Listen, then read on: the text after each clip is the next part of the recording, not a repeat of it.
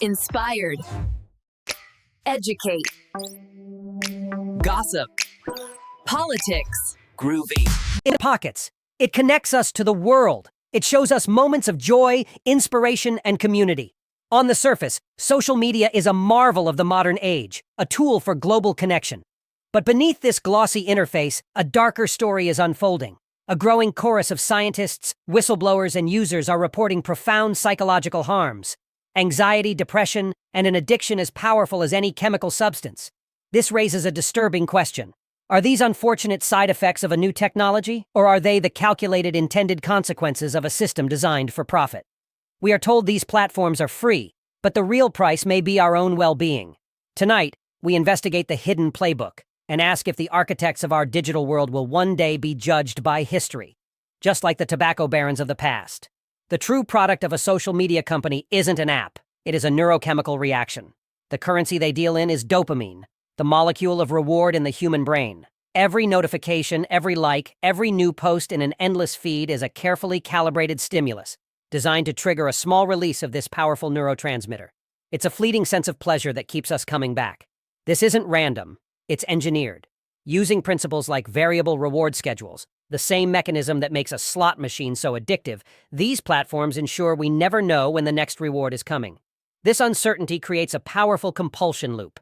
You pull the lever, you refresh the feed, you check for a notification. It's not a lack of willpower on our part. It's a sophisticated psychological architecture designed by some of the brightest minds of a generation, aimed directly at the most ancient parts of our brains. The strategy feels eerily familiar.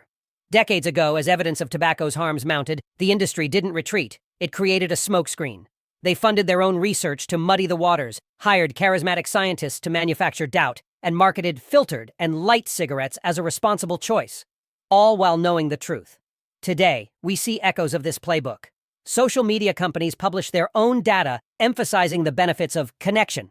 When confronted with evidence of harm, they introduce superficial digital well-being tools and screen time reminders.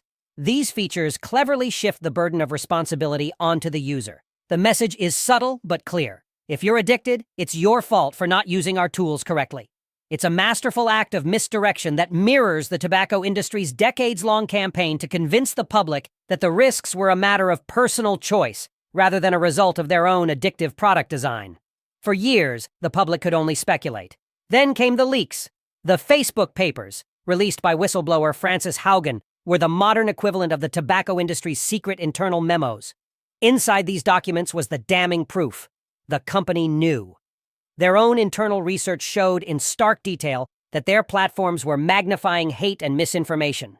They knew that Instagram was toxic for a significant percentage of teenage girls, contributing to body image issues and anxiety. They knew their algorithms were pushing users towards more extreme and polarizing content because it generated more engagement. The mystery was solved. The immense psychological and societal harm was not an unknown side effect they were scrambling to fix. It was documented, studied, and recorded on their own servers. It was a known cost of doing business, a deliberate trade-off where user well-being was sacrificed for the sake of profit and growth. The most insidious harm of tobacco was not just to the smoker, but to everyone around them through secondhand smoke. Social media has its own version of this, with consequences that poison the entire social fabric. The algorithms are not designed to inform or to connect in a healthy way. They are designed to maximize engagement. And nothing engages like outrage. Conflict, fear, and tribalism are powerful emotional drivers that keep eyes glued to screens. The result is a society increasingly fragmented, polarized, and unable to engage in nuanced debate. This isn't just about individual mental health. It's about the health of our democracy and our shared sense of reality.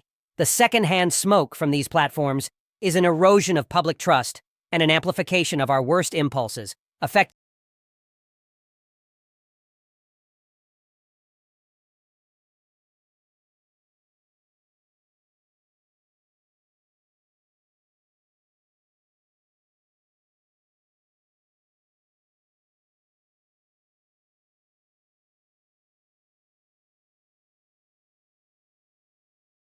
death ending.